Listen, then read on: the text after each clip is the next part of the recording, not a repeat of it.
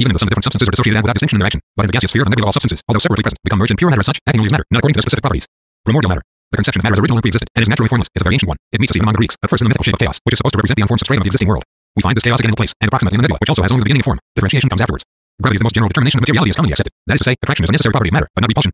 But attraction and repulsion are inseparable as positive and negative, and hence from dialectics itself it can already be predicted that the true theory of matter is the sign as important to place to repulsion as to attraction, and the theory of matter based on mere attraction is false, inadequate, and one-sided. In fact, sufficient phenomena occur to demonstrate this in advance. If only on account of light, the ether is not to be dispensed with. Is the ether of material nature? If it exists at all, it must be of material nature. It must come under the concept of matter, but it is not affected by gravity. The tail of a comet is granted to be of material nature. It shows a powerful repulsion. Heat or gas produces repulsion, etc. Attraction and gravitation. The whole theory of gravitation rests on saying that attraction is the essence of matter. This is necessarily false. Where there is attraction, it must be complemented by repulsion. Hence already Hegel was quite right in saying that the essence of matter is attraction and repulsion. And in fact, we are more and more becoming forced to recognize that the dissipation of matter has a limit where attraction is transformed into repulsion, and conversely the condensation of the repelled matter has a limit where it becomes attraction. The transformation of attraction into repulsion and vice versa is mystical in Hegel, but in substance he anticipated by it the scientific discovery that came later. Even in gas there's repulsion of the molecules, still more so in more finely divided matter. For instance, in the tail of a comet, where it even operates with enormous force. Hegel shows his genius even in the fact that he derives attraction as something secondary from repulsion as something preceding it. A solar system is only formed by the gradual preponderance of attraction over the originally prevailing repulsion. Expansion being equals repulsion. The kinetic theory of gases. The divisibility of matter. For science, the question is in practice a matter of indifference. We know that in chemistry there is a definite limit to divisibility, beyond which bodies can no longer act chemically, the atom, and that several atoms are always in combination, the molecule. Ditto in physics we are driven to the acceptance of certain, for physical analysis, smallest particles, the arrangement of which determines the form and cohesion of bodies, their vibrations becoming evident as heat, etc. But whether the physical and chemical molecules are identical or different, we do not yet know. Hegel very easily gets over this question of divisibility by saying that matter is both divisible and continuous, and at the same time neither of the two, which is no answer but is now almost proved. Divisibility. The mammal is indivisible, the reptile can regrow a foot, either ways. Divisible and measurable to the infinitesimally small. Everybody divisible, in practice, within certain limits, for example, in chemistry. Its essence is to be the immediate unity of space and time. To motion belongs space and time. Velocity, the quantum of motion, is space in relation to a definite time that has elapsed. Space and time are filled with matter, just as there is no motion without matter, so there is no matter without motion. The indestructibility of motion in Descartes' principle that the universe always contains the same quantity of motion. Natural scientists express this imperfectly as the indestructibility of force. The merely quantitative expression of Descartes is likewise inadequate. Motion as such, as essential activity, the mode of existence of matter, is indestructible as matter itself. This formulation includes the quantitative element. So here again the philosopher has been confirmed by natural scientists after 200 years. The indestructibility of motion, a pretty passage in Grove, p. 20 at seed. Motion and equilibrium. Equilibrium is inseparable from motion. In the motion of heavenly bodies there is motion and equilibrium in motion. But all specifically relative motion, that is, here all separate motion of individual bodies on one of the heavenly bodies in motion, is an effort to establish relative rest, equilibrium. The possibility of bodies being at relative rest, the possibility of temporary states of equilibrium, is the essential condition for the differentiation of matter and hence for life. On the sun there is no equilibrium of the various substances, only of the mass as a whole, or at any rate only a very restricted one, determined by considerable differences of density. On the surface there is eternal motion and unrest, dissociation. On the moon, equilibrium appears to prevail exclusively, without any relative motion, death. On the earth motion has become differentiated into the interchange of motion and equilibrium. The individual motion strives towards equilibrium. The motion as a whole once more on the earth motion has become differentiated into the interchange of motion and equilibrium. On the earth motion has become differentiated into the interchange of motion and equilibrium. The individual motion strives towards equilibrium. The motion as a whole once more destroys the individual equilibrium. The rock comes to rest, but withering, the action of the ocean surf, of rivers and glacier ice continually destroy the equilibrium. Evaporation and rain, wind, heat, electric and magnetic phenomena offer the same spectacle. Finally, in the living organisms we see continual motion of all the smallest particles as well as of the larger ones, resulting in the continual equilibrium of the total organism during the normal period of life, which yet always remains in motion, the living unity of motion and equilibrium. All equilibrium is only relative and temporary. Motion of heavenly bodies, approximate equilibrium of attraction and repulsion in motion. Motion on one heavenly body, mass insofar as this motion comes from pure mechanical causes. Here also there is equilibrium. The masses are at rest on their foundation. On the moon this is apparently complete. Mechanical attraction has overcome mechanical repulsion. From the standpoint of pure mechanics, we do not know what has become of repulsion, and pure mechanics just as little explain when forces, by which nevertheless masses on the earth, for example, are set in motion against gravity. It takes the fact for granted. Here therefore there is simple communication of repelling, displacing motion from mass to mass with the quality of attraction and repulsion. The overwhelming majority of terrestrial motions, however, are made up of the conversion of one form of motion to another, mechanical motion and heat, electricity, chemical motion, and be formed into any other. Hence either the transformation of attraction and repulsion, mechanical motion and heat, electricity, chemical decomposition. All energy now active on the earth is transformed heat from the sun. Mechanical motion. Among natural scientists motion is always, as a matter of course, taken to be mechanical motion, change of place. This is handed down from the pre-chemical 18th century and makes a clear conception of the process is much more difficult. Motion, as applied to matter, is change in general. From the same misunderstanding is derived also the praise to reduce everything to mechanical motion, even Grove is strongly inclined to believe the other affections of matter are and will ultimately result into modes of motion, p. 16 dash, which obliterates the specific character of the other forms of motion. This is not to say that each of the higher forms of motion is not always necessarily connected with some real mechanical motion, just as the higher forms of motion simultaneously also produce other forms, and just as chemical action is not possible without change of temperature and electric changes. Organic life without mechanical, molecular, chemical, thermal, electric, etc. changes. But the presence of these subsidiary forms does not exhaust the essence of the main form in each case. One day we shall certainly reduce physics, experimentally, molecular and chemical motions in the brain, but it does exhaust the essence of thought. Dialectics of natural science, subject matter, matter and motion. The different forms and varieties of matter itself can likewise only be known through motion, only in the properties of bodies exhibited. Of a body that does not move, there is nothing to be said. Hence the nature of bodies in motion results from the forms of motion. 1. The first, simplest form of motion is the mechanical form, pure change of place. Motion of a single body does not exist, only in a relative sense, falling. The motion of separated bodies, trajectory, astronomy, apparent equilibrium, the end always contact. The motion of bodies in contact in relation to one another, pressure, statics, hydrostatics and gases. The latter and other forms of mechanics proper, which owe their simplest form of contact amount to friction or impact, which are different only in degree. But friction and impact, in fact contact, have also other consequences never pointed out here by natural scientists. They produce, according to circumstances, sound, heat, light, electricity, magnetism. 2. These different forces, physics of heavenly bodies, pass into one another and mutually replace one another, and on a certain quantitative development of each force, different for each body, applied to the bodies, whether they are chemically compound or several chemically simple bodies, chemical changes take place, and we enter the realm of chemistry. Chemistry of heavenly bodies, crystallography, part of chemistry. 3. Physics heavily without consideration of the living organic body, perfectly so. Chemistry finds only in the investigation of organic compounds the real key to the true nature of the most important bodies, and, on the other hand, it synthesizes bodies which only occur in organic nature. Here chemistry leads to organic life, and it has gone far enough to assure us that alone will explain to us the dialectical transition to the organism. 4. The real transition, however, is in history of the solar system, the earth, the real precondition of organic nature. 5. Organic nature. Classification of the sciences, each of which now sees a single form of motion, or series of forms of motion that belong together and pass into one another, is therefore a classification, the arrangement of these forms of motion themselves according to their inherent sequence, and herein lies its importance. At the end of the last century, after the French materialists, who were predominantly mechanical, the need became evident for an encyclopedic summing of the entire natural science of the old Newton and school, and two men of the greatest genius undertook this. St. Simon and Hegel. Today, when the new outlook on nature is complete in its basic features, the same need makes itself felt, and attempts are being made in this direction. But since the general evolutionary connection in nature has now been demonstrated, an external side-by-side arrangement is inadequate to Hegel's artificially constructed dialectical transitions. The transitions must make themselves. They must be natural. Just as one form of motion develops out of another, so the reflections, the various sciences, must arise necessarily out of one another. How little competent have been the author of this encyclopedic arrangement of the natural sciences, which he copied from St. Simon, is already evident from the fact that it only serves him for the purpose of arranging the means of instruction and course of instruction, and so leads to the crazy insane integral, where one science is always exhausted before another is even broached, where basically correct idea is pushed to a mathematical absurdity. Hegel's division into mechanics, chemics, and organics, fully adequate for the time. Mechanics, the movement of masses.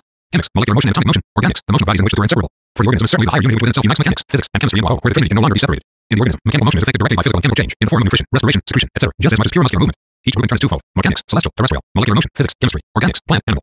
Physiography. After the transition from chemistry to life has been made, then in the first place it is necessary to analyze the conditions in which life has been produced and continues to exist. That is, first of all, geology, meteorology, and the rest. Then the various forms of life themselves, which indeed without this are incomprehensible. On the mechanical in section of nature, page 46, the various forms of motion and the science of dealing with them. Since the above article appeared, Kepler has defined mechanics, physics, and chemistry in a quite similar way. If this idea of the nature of matter is made the basis, one could define chemistry as the science of atoms and physics as the science of molecules, and then it would be natural to separate the part of modern physics which deals with the special science, reserving for the name of mechanics. Thus, mechanics appears as the basic science of physics and chemistry, insofar as in certain aspects, and especially in certain calculations, both of these have to treat their molecules, atoms, and masses. It will be seen that this formulation differs from that in the text and the previous note only by being rather less definite. But when an English journal put the above statement of Kepler in the form of mechanics is the statics and dynamics of masses, physics the statics and dynamics of molecules, and chemistry the statics and dynamics of atoms, then it seems to me that this unconditional reduction of even chemical processes to merely mechanical ones unduly restricts the field, at least of chemistry. And yet it is so much the fashion that, for instance, Haeckel continually uses mechanical and mechanistic as having the same meaning, and in his opinion, modern physiology, in its field, allows only the operation of physical chemical, or in the wider sense, mechanical forces. If I term physics the mechanics of molecules, chemistry the physics of atoms, and furthermore biology the chemistry of proteins, I wish thereby to express the passing of each of these sciences into another, hence both the connection, the continuity, and the distinction, but discrete separation, between the two of them. To go further and to define chemistry is likewise a kind of mechanics seems to me inadmissible. Mechanics, in the wider or narrow sense, knows only quantities. It calculates with velocities and masses, and at most with volumes. Where the quality of bodies comes across its path, as in hydrostatics and aerostatics, it cannot achieve anything without going into the molecular states and molecular motions. It is itself only an auxiliary science, but a requisite for physics. In physics, however, and still more in chemistry, not only does continual qualitative change take place in consequence of quantitative change, the transformation of quantity into quality, but there are also many qualitative changes to be taken into account, whose dependence on quantitative change is by no means proven. That the present tendency of science goes in this direction can be readily granted, but it does not prove that this direction is the exclusively correct one, that the pursuit of this tendency will exhaust the whole of physics and chemistry. All motion includes mechanical motion, change of place of the largest or smallest portions of matter, and the first task of science, but only the first, is to obtain knowledge of this motion. But this mechanical motion does not exhaust motion as a whole. Motion is not merely change of place. In fields higher than mechanics, it is all. But this mechanical motion does not exhaust motion as a whole. Motion is not merely change of place. In fields higher than mechanics, it is also change of quality. The discovery of heat is the molecular motion was second meaning. But if I have nothing more to say, then there is a certain displacement of molecules, I should best be silent. Chemistry seems to be well on the way to explaining a number of chemical and physical properties of elements from the ratio of the atomic volumes to the atomic weights. But no chemist will assert that all the properties of an element are exhaustively expressed by its position in the Lorentz curve, that it will ever be possible by this alone to explain. For instance, the peculiar constitution of carbon makes the essential error of organic life, or the necessity for phosphorus in the brain. Yet the mechanical conception amounts to nothing else. It explains all change from change of place, all qualitative differences from quantitative ones, and overlooks that the relation of quality and quantity is reciprocal, that quality can become transformed into quantity just as much as quantity into quality, that, in fact, reciprocal action takes place. If all differences and changes of quality are reduced to quantitative differences and changes to mechanical displacement, then we inevitably arrive at the proposition that all matter consists of identical smallest particles. And that all qualitative differences of chemical elements of matter are caused by quantitative differences in number and by the spatial grouping of the smallest particles to form atoms. But we have not got so far yet. It is our modern natural scientists' lack of acquaintance with any other philosophy than the most mediocre vulgar philosophy, like that now rampant in the German universities, which allows them to use expressions like mechanical in this way, without taking into account, or even suspecting, the consequences with which they are blind necessarily burden themselves. The theory of the absolute qualitative identity of matter has its supporters, empirically it is equally impossible to refute or to prove it. But if one asks these people who want to explain everything mechanically, whether they are conscious of this consequence and accept the identity of matter, why a variety of answers will be heard. The most comical part about it is that to make materialism equivalent to mechanical derives from Hegel, who wanted to throw contempt on materialism by addition mechanical. Now the materialism criticized by Hegel, the French materialism of the 18th century, was in fact exclusively mechanical, and indeed for the very natural reason that at that time physics, chemistry, and biology were still in their infancy, and were very far from being able to offer the basis for a general outlook on nature.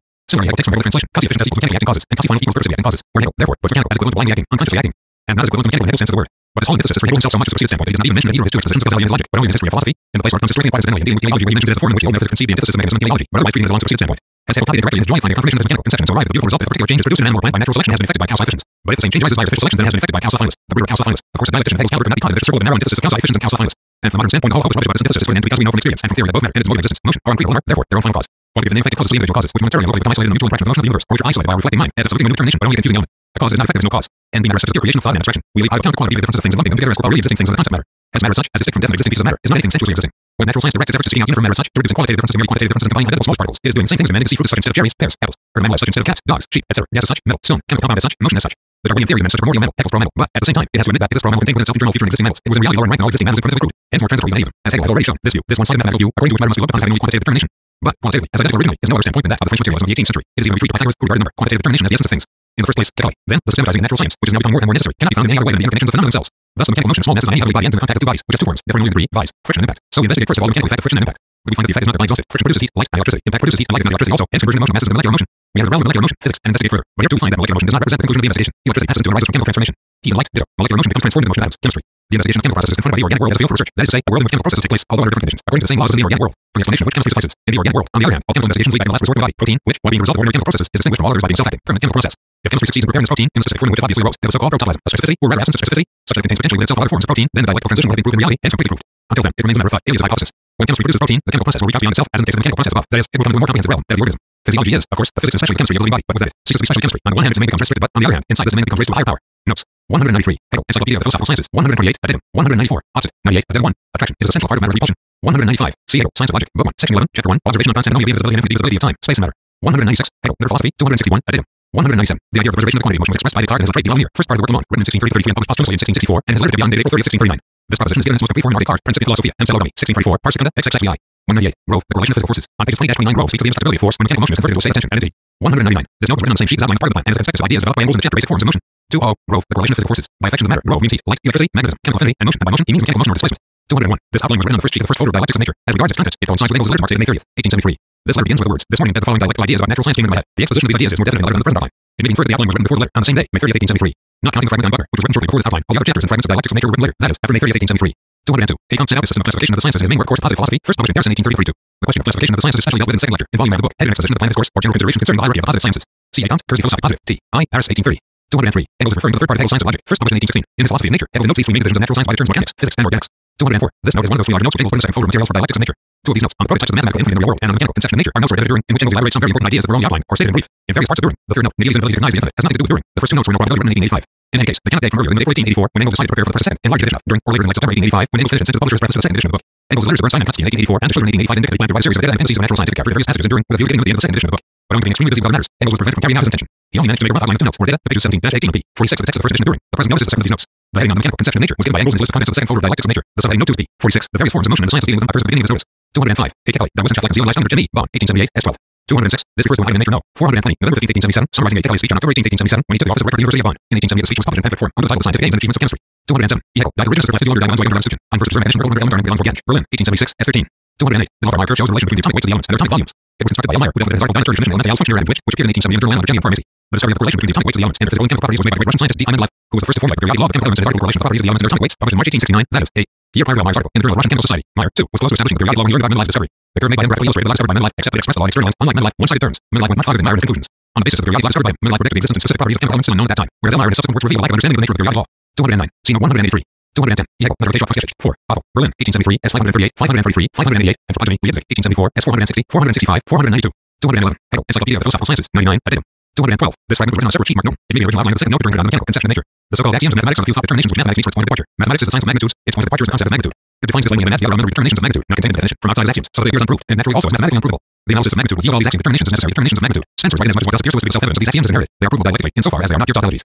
Mathematics. Nothing appears more solidly based on the difference between the four species of arithmetical operations, the elements of all mathematics. Yet why the opposite multiplication is seen to be abbreviated addition, and division abbreviated subtraction, by a definite number of equal numerical magnitudes, and in one case, when the divisor is a fraction, division is even carried out by multiplying by the inverted fraction. In algebraic calculations, the thing is carried much further. Every subtraction can be represented as an addition. Every division begins as multiplication A1b. In calculations with powers of magnitudes, one goes much further still. Already the differences between the kinds of calculation disappear. Everything can be presented in the opposite form. A power can be put as a root has a power. Unity divided by power root can be put as a power of the denominator. Multiplication or division of the powers of a magnitude becomes converted into addition or subtraction of their exponents. Any number can be conceived and expressed as the power of any other number. And this transformation of one form to the opposite one is known algebraically. It is one of the most powerful levers of mathematical science, without which today hardly any of the more difficult calculations are carried out. If negative and fractional powers alone were abolished from mathematics, how far could one get?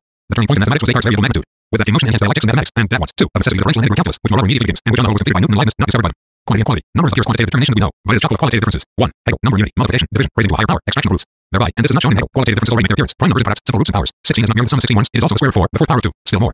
Prime numbers communicate new, definitely determined qualities of numbers derived from them by multiplication with other numbers. Only even numbers are divisible by 2, and there is a similar determination in the case of 4 and 8. For 3 there is a rule of the sum of the figures. And the same thing for 9 and also for 6, in the last case in combination with the even number. For 7 there is a special rule. These form the basis for tricks with numbers which seem incomprehensible to the uninitiated. That's what Haeckel says on the essence of 5 arithmetic is indirect. Compare, however, measure. When mathematics speaks of the infinitely large and infinitely small, it introduces a qualitative difference, which even takes the form of an original qualitative opposition. Quantities so enormously different from one another that every rational relation, every comparison between them ceases, that they become quantitatively incommensurable. Ordinary incommensurability, for instance, the circle in the straight line, is also a dialectical qualitative difference. But here it is the difference in quantity of magnitudes that increases the difference of quality to the point of incommensurability. Number. The individual number becomes endowed with quantity already in the numerical system itself, and the quantity depends on the system used. 9 is not only one added together many times, but also the basis for 90, 99, 900,000, etc. All numerical laws depend upon and are determined by the system adopted. In dialectic systems, 2 multiplied by 2 does not equal 4, but equals 100 or equals 11. In all systems with a not basic number, the difference between not and even numbers falls to the ground. For example, in the system based on 5, 5 equals 10, 10 equals 20, 15 equals 30. Likewise, in the same system, the sum of digits to the nth product of 3 or 9. Hence, the basic number determines not only its own quality, but also that of all the other numbers. With powers of numbers, the matter goes no further. Any number can be conceived as the power of any other number or as many logarithmic systems as there are all in fractional numbers. 1. Nothing looks simpler than quantitative unity, and nothing is more manifold than it. As soon as we investigate in connection with the corresponding plurality, and according to its various modes of origin from plurality. First of all, 1 is the basic number of the whole positive and negative system of numbers. All other numbers arising by successive addition of 1 to itself. 1 is the expression of all positive, negative, and fractional powers of 1. 12, 1, 1 dash 2 are all equal to 1. It is the prime of all fractions in which the numerator and denominator prove to be equal. It is the expression of every number that is raised to the power of 0, and there is the number of the logarithm which is the same in all systems, divides, equals 0. Thus 1 is the number that divides all possible systems of logarithms into two parts. If the base is greater than 1, then the logarithms of all numbers more than 1 are positive, and of all numbers less than 1 negative. If it is smaller than 1, the reverse is the case. Hence, if every number contains unity in itself inasmuch as it is compounded entirely of 1s added together, unity likewise contains all other numbers in itself.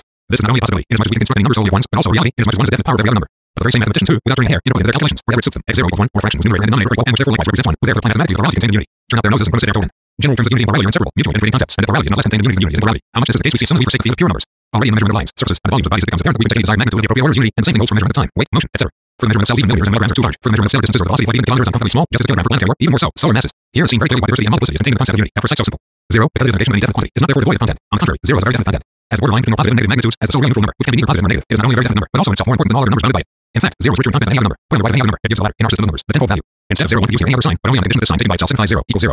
Hence, it is part of the nature of 0 itself that defines this application, and it alone can be applied in this way. 0 annotates every other number which is multiplied. Unite with any other number as divisor or dividend. In the former case, it makes it large. In the latter, infinitely small, it is the only number that stands in relation to infinity to every other number.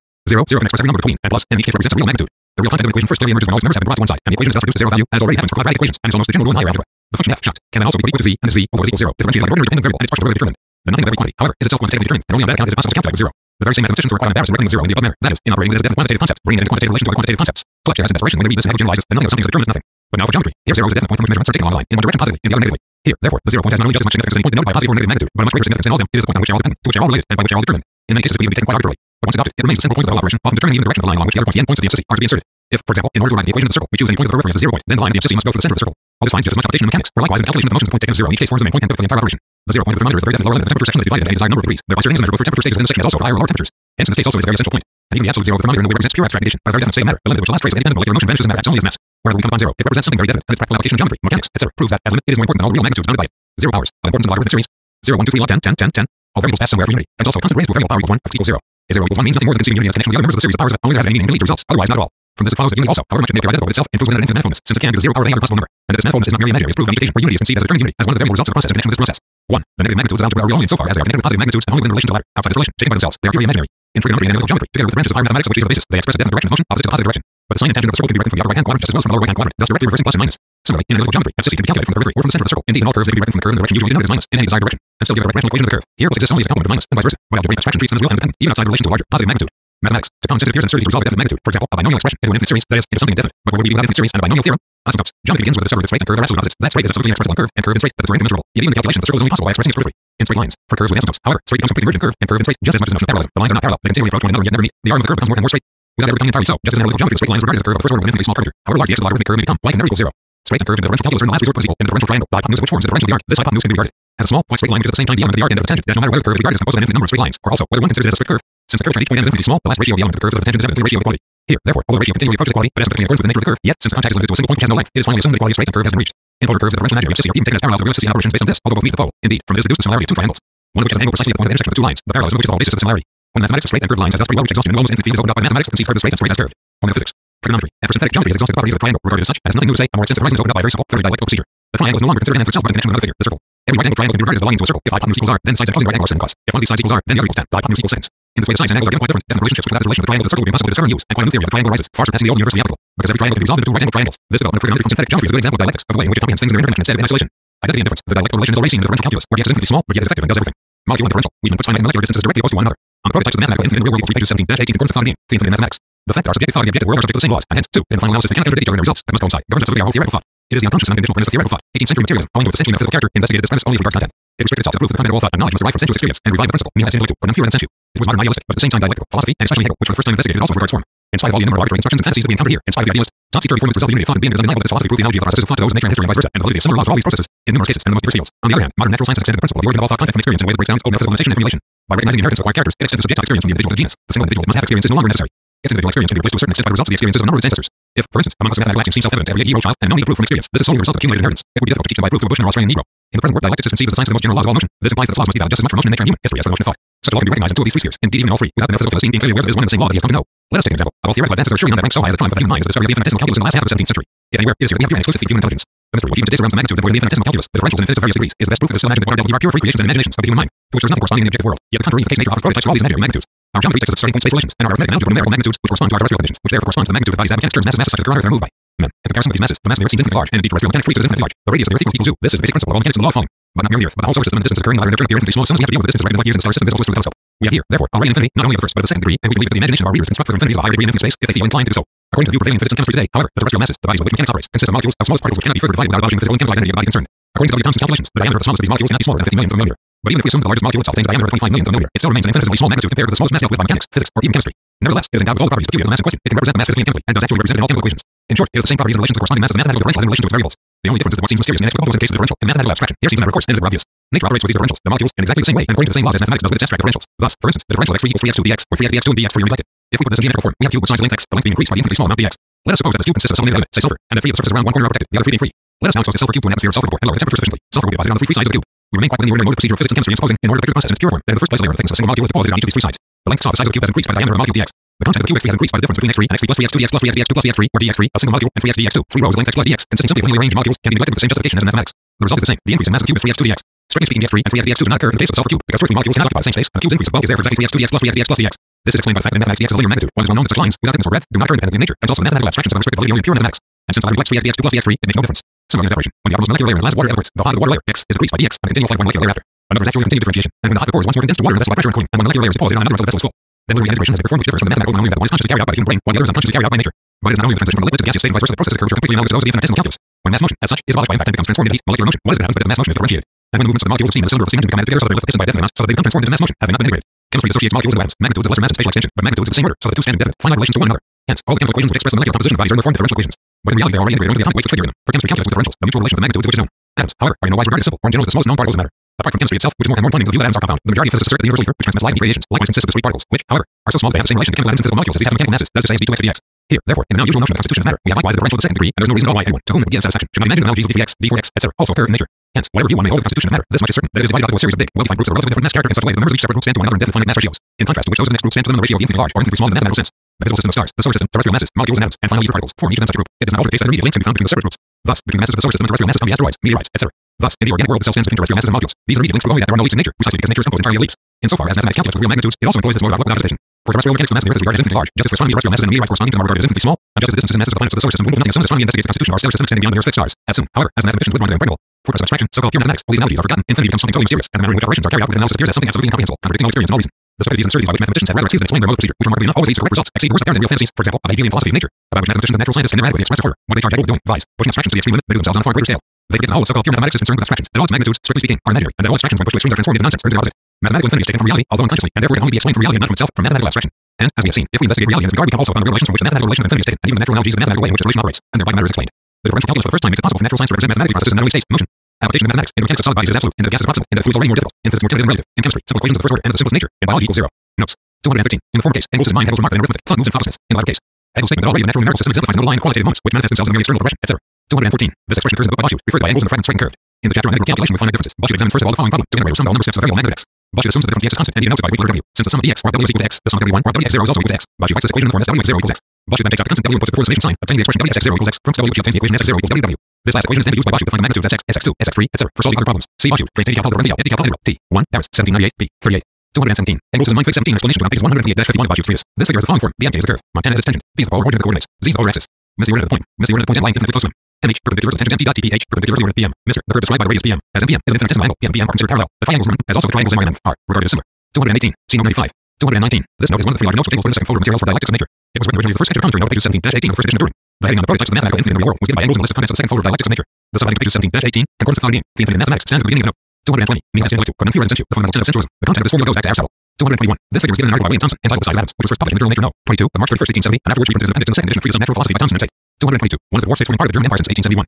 223. Here Engels constantly has in mind Hegel's psychophysical monism and his views on the structure of matter. In fact, original physical which Engels quotes in his second note to Turing, Hegel affirms, for example, that the elementary soul is inherent not only in plants and jewels, or atoms and molecules, but also in atoms, and that all atoms are round and possess sensation and volition. In the same book, Hegel describes atoms as something absolutely discrete, absolutely indivisible, and absolutely inalterable, while along with this we see recognizes the existence of ether as something absolutely continuous. Engels mentions in his note the divisibility of matter, how Hegel deals with the contradiction of continuity and the spreadness of matter. An example of the necessity of dialectical thought and of non-rigid categories in relation to nature, the law of falling, which already indicates a period of fall of some becomes incorrect, since then the radius of the earth no longer without error equals.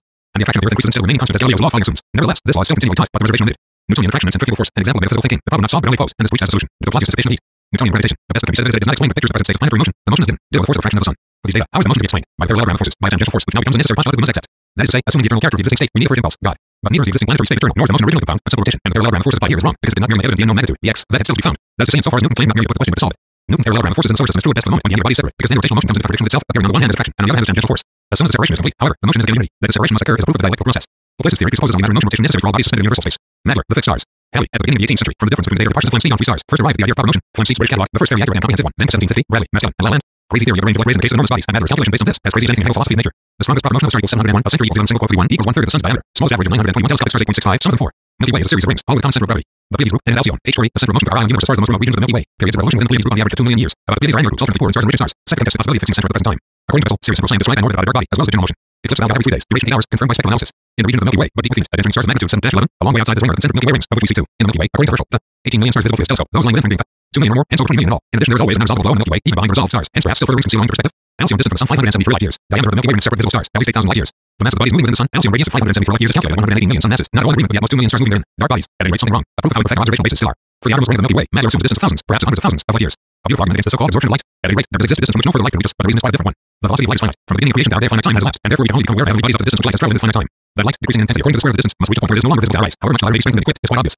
and suffices for a feeling that the only light absorption is capable of explaining the darkness of the sky, and nevertheless is filled in all directions with shining stars to an infinite distance. That is not to say that there does not exist a distance at which ether allows no further light to penetrate. Nikolai, of all forms, strictly circular, elliptical, or regular and jagged, wholly freeze-off, resolvability, merging into total and resolvability, where only a thickening towards the center can be distinguished. Instead of resolvable Nikolai, up to 10,000 stars are reciprocal, the middle. Mostly denser, very rarely a simple star of greater brilliance. Ross's giant telescope has, however, resolved many of them. Harshly enumerates 197 star aggregations and 2,300 Nikolai, to which must be added those cataloged by Herschel to the sun heavens. The irregular ones must be distant island universes, since masses of the point can only exist in equilibrium in globular or ellipsoidal form. Most of them, moreover, are only just visible even through the most powerful telescopes. At any rate, the circular ones can be four masses. There are 70 of them among the above 2,500. Herschel assumes 2 million. Magler, on the assumption that the true diameter equals 8,000 light years minus 30 million light years distant from us. Since the distance of each astronomical system of bodies from the next one amounts to at least 100-fold the diameter of the system, the distance of our island universe from the next one would be at least 50 times 8,000 light years equals 400,000 light years. In which case, with the several thousands of people, I would get far beyond Herschel's 2 million. Say, the resolvable Nikolai will be continuous, and in ordinary stellar spectrum. The neat white proper, however, in part give a continuous spectrum like the nebula and Andromeda, but mostly they give a spectrum consisting of one or only very few white lines, like the nebula and Orion, inside Sagittarius, in Lyra, and the majority of those that are known by the name planetary nebulae. Huygens found in the spectrum of the first nebula No. 4,374 three white lines. From this it follows immediately that this nebula does not consist of an aggregate of separate stars, but is a true nebula, a glowing substance in the gaseous state. The lines belong to nitrogen and hydrogen. The third is unknown. Similarly to the nebula and Orion. Even nebulae that contain gleaming points have these bright lines, so its term masses and course of aggregation are still not solid or liquid. The nebula in Lyra has only a nitrogen line. The distance place of the nebula in Orion is D. Its whole extension 4. Say, Sirius. 11 years later. Not only was the satellite of Sirius discovered in the form of a self-luminous star of 6th magnitude, but it was also shown that its orbit coincides with that calculated by Bessel. Since then, the orbit also of its sign and companion has been determined by ours, although the satellite itself has not yet been seen.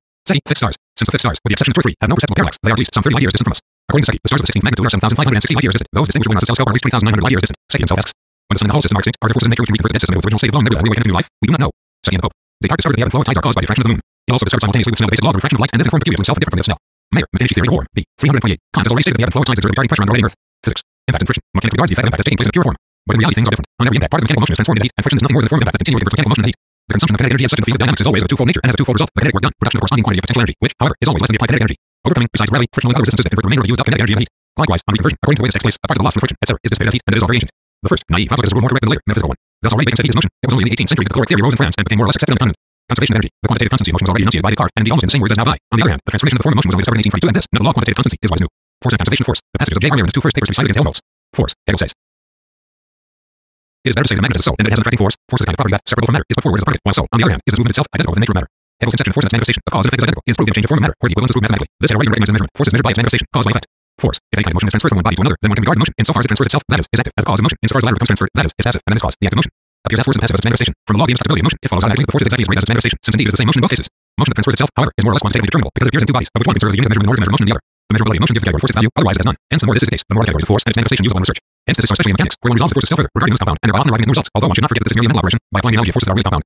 As expressed in the parallelogram of forces, to forces that are really simple, the latter still do not really become compound. Similarly in statics. Then, again, in the transformation of other forms of motion in mechanical motion, where the original motion can be measured by the mechanical effect produced. But here, where various forms of motion are considered simultaneously, the limitation of the category of abbreviation, force, already stands revealed. No regular physicist any longer terms electricity, magnetism, or heat mere forces, any more than substances or imponderable domain. When we know into how much mechanical motion a definite quantity of heat motion is converted, we still do not know anything of the nature of heat, however much the examination of these transformations may be necessary for investigating this nature of heat. To conceive heat as a form of motion is the latest advance of physics, and by so doing the category of force is subdivided in certain connections, those of transition. They can appear as forces and so be measured. Thus heat is measured by the expansion of the body on warming. If heat did not pass here from one body to the other, the measuring rod, that is, if the heat of the body acting as a measuring rod did not alter, there could be no talk of measurement, of a change of magnitude. One says simply, heat expands the body, whereas to say heat is the force that expands the body would be a mere tautology, and to say heat is the force which expands bodies would not be correct, since one, expansion, for example, in gases, is produced also by other means. And two, heat is not exhaustively characterized in this way. Some chemists speak also of chemical force as the force that makes and maintains compounds. Here, however, there is no real transference, but a combination of the motion of various bodies into a single whole, and so force here reaches its limit. It is, however, still measurable by the heat production, but so far without much result. Here it becomes a phrase, as everywhere where, instead of investigating the uninvestigated forms of motion, one invents a so-called force-word explanation, in which cases many forces are obtained as their unexplained phenomena, the external phenomenon being indeed merely translated into an internal phrase. Finally, organic nature category of force is completely inadequate and yet continually applied. True, it is possible to characterize the action of the muscles in accordance with its mechanical effect as muscular force, and also to measure it. One can even conceive other measurable functions as forces, for example, the digestive capacity of various stomachs, but one quickly arrives at absurdum, and in any case one can speak of forces only in a very restricted and figurative sense. This misuse, however, has led to speaking of vital force. If I submit that the form of motion in the organic body is different from the mechanical, physical, or chemical form, and contains all subdivided itself, then it is a very lax manner of expression, and especially so because the force, presupposing transference of motion, appears here as something pumped into the organism from outside, not as near and inseparable from it, and therefore this vital force has been the last refuge of naturalists. The defect, force usually treated as having independent existence. Latent, dormant force, this would be explained from the relation of motion and rest, where also arousing forces to be dealt with. Force, the transference of motion takes place, of course, only in the presence of all the various conditions, which are often multiple and complex, especially in machines. If one of them is missing, then the transference is not take place until this condition is supplied. In that case, one would imagine this as if the force must first be aroused by the introduction of this last condition, as if it lay latent in the body, the so-called carrier force, whereas in reality not only this body, but all the other conditions must be present in order to evoke precisely the special transference. The notion of force comes to us quite automatically in that we possess in our own body means for transferring motion, which within certain limits can be brought into action by our will, especially the muscles of the arms, so that we produce mechanical change of place in motion of other bodies. Lifting, carrying, throwing, hitting, etc., resulting in definite useful effects. The motion is here organically produced, not transferred, and this gives rise to the notion of force in general producing motion. That muscular force is also merely transference, as only now to prove physiologically. Force. The negative side also has to be analyzed. The resistance which is opposed to the transference of motion. Radiation of heat in the universal space. All hypotheses cited by Lavrov of the removal of extinct heavy bodies involve loss of motion. The heat once radiated, that is, the infinitely greater part of the original motion, is the remains lost. Helmholtz says, up to now, 453,454, has one finally arrived after all the exhaustion and cessation of motion. The question is only finally solved when it has been shown how heat radiated into space becomes utilizable again. The theory of the transformation of motion puts this question categorically, and it cannot be got over by postponing the answer or by evasion. That, however, with opposing the question conditions for its solution are simultaneously given. See as shows. The transformation of motion and its indestructibility were first discovered 23 years ago, and it is only quite recently that the consequences have been further elaborated and worked out. The question as to what becomes of the apparently lost heat has, as it were, only been met and posed since 1867. No wonder it has not yet been solved. It may still be a long time before we will arrive at a solution with our small means. But it will be solved just as surely as it is certain that there are no miracles in nature, and that the original heat of the nebula ball is not communicated miraculously from outside the universe. The general assertion that the total amount of motion is infinite and hence inexhaustible is of equally little assistance in overcoming the difficulties of each individual case. Yet too, it does not suffice for revival extinct universes.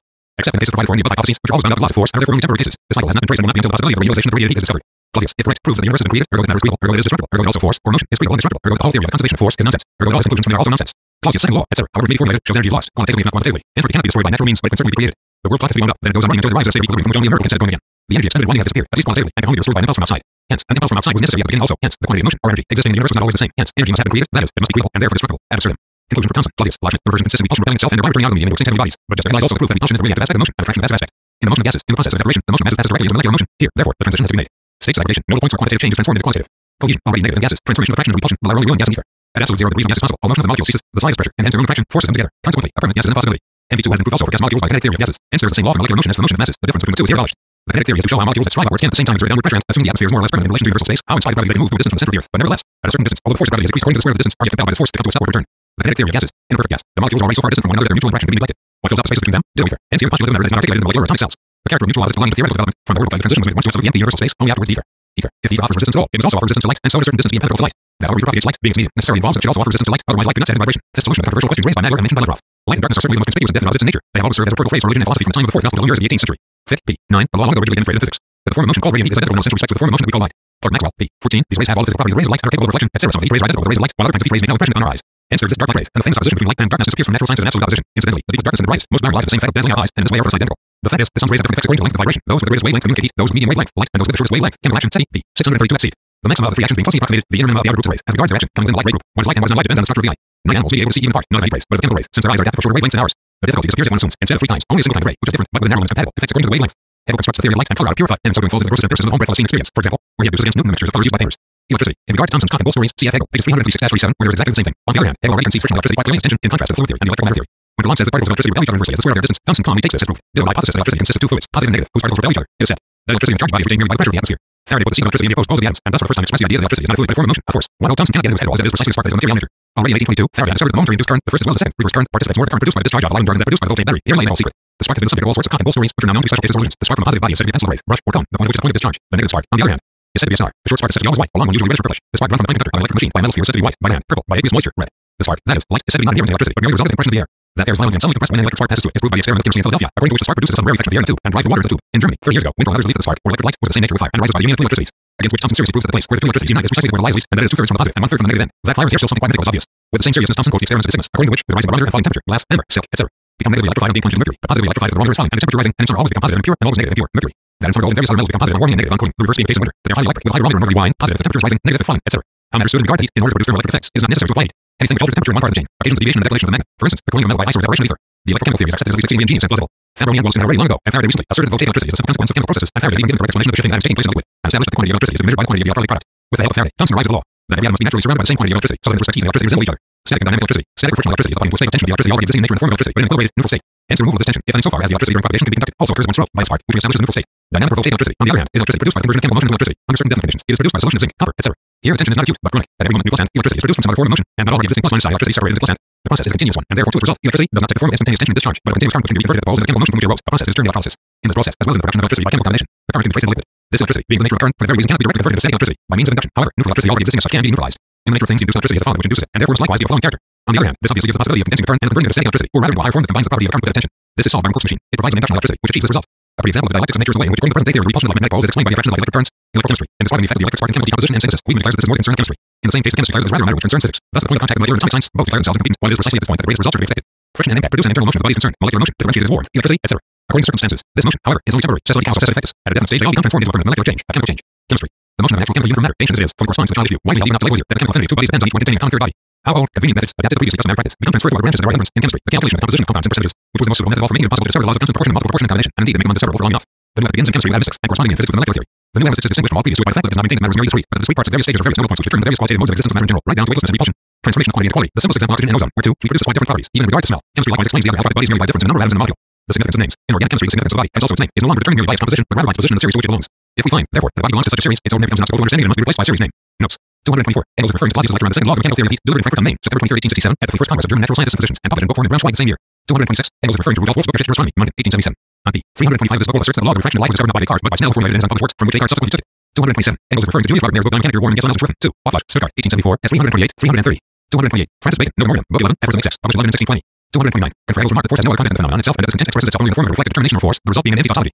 230. G.W. F. Hegel, Philosophy of Nature, 266, Observation. 231. Engels is referring to Lavrov's book on Human Vol. 1, published anonymously in St. Petersburg in 1875. On page 109 of this book in the chapter Cosmic Basis of the History of Thought, Lavrov writes, dead suns with their distant planets and satellites continue their motion in space as long as they do not fall into a nebula in the process of formation. Then the remains of the dead world become material for hastening the process of formation of the new world. In a footnote, Lavrov quotes the opinions on Earth that the state of Parker extinct heavenly bodies could be only by external influences, for example, by the heat evolved on collision with some other body. 232. See note 224. 233. See note 224. 234. Engels is evidently referring to page 16 of the above pamphlet, where Clausius incidentally mentions the existing outside the heavenly bodies.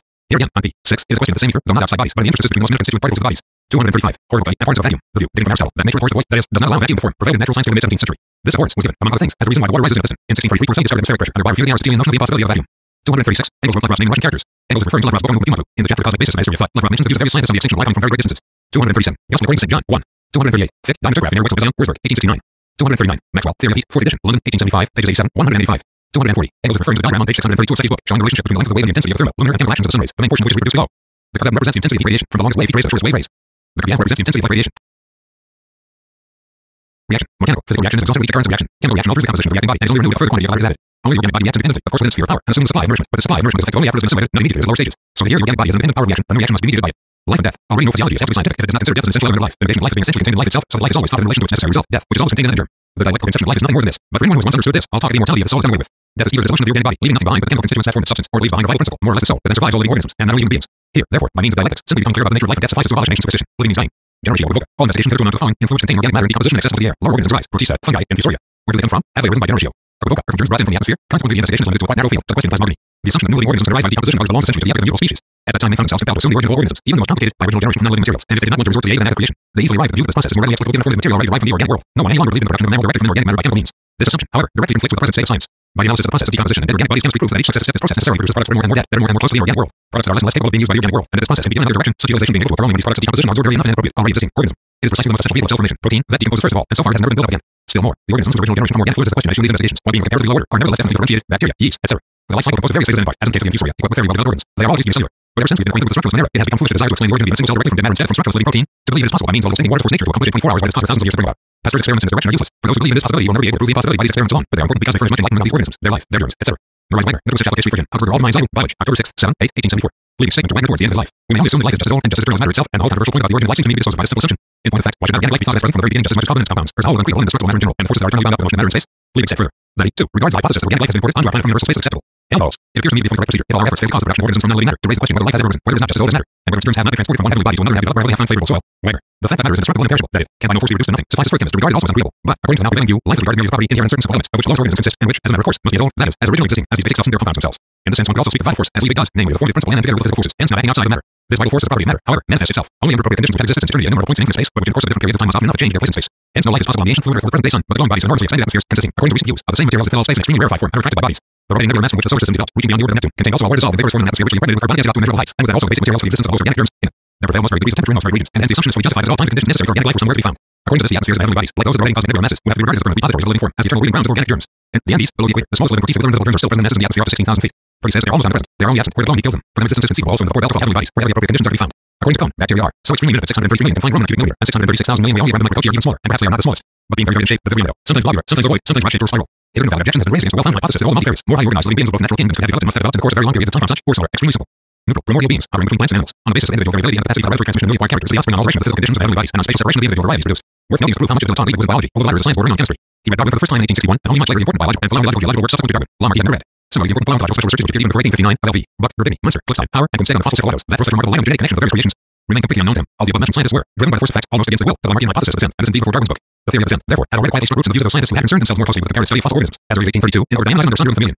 And in 1848, in the paper read before the London Academy, L.V., Buck very definitely introduced in the science of petrofacts the Lamarckian idea of the typical relationship of organic forms as a sign of their common descent. In 1848, Liebig based himself on his investigation of the analysis of the declaration that the disappearance of old forms and the appearance of new ones is not a consequence of the total destruction of organic creations, but that the formation of new species out of older forms has most probably only resulted from altered conditions of life. Comments. The above hypothesis of eternal life and importation presupposes 1. The eternal existence of protein. 2. The eternal existence of the original forms from which everything organic can develop. Both are admissible. And 1. Liebig's assertion that carbon compounds are just as eternal as carbon itself is doubtful, if not false. Is carbon simple? If not, it is as such not eternal. The compounds of carbon are eternal in the sense that under the same conditions of mixture, temperature, pressure, electric potential, etc. They are always reproduced, but that, for instance, only the simplest carbon compounds, CO2 or CH4, should be eternal in the sense that they exist at all times and more or less in all places, and not rather that they are continually produced a new one, pass out of existence again. In fact, out of the elements, and of the elements, has hitherto not been asserted. If living protein is eternal in the same sense as other carbon compounds, then it must not only continually be dissolved into its elements, as is well known to happen, but it must also continually be produced anew from the elements and without the collaboration of previously existing protein, and that is the exact opposite of the result which Liebig derives. Protein is the most unstable carbon compound known to us. It decomposes as soon as it loses the capacity of carrying out functions peculiar to it, which we call life, and it is inherent in its nature that this capacity should sooner or later make its appearance. And it is just this compound which is supposed to be eternally able to endure all the changes of temperature, pressure, lack of nourishment, and air, etc. in space, although even its temperature limit is so low, less than 100 degrees Celsius. The conditions for the existence of protein are infinitely more complicated than those of any other known carbon compound, because not only physical and chemical functions, but in addition nuclear and respiratory functions enter, requiring a medium which is narrowly limited, physically and chemically, and it is this medium that one must suppose to maintain itself in eternity under all possible changes. Liebig prefers, ceteris paribus, the simpler of two hypotheses, but a thing may appear very simple and yet be very complicated. The assumption that numerable continuous series of living protein bodies, tracing their descent from one another through all eternity, and which under all circumstances always leaves sufficient over the stop to remain well-sorted, is the most complicated assumption possible.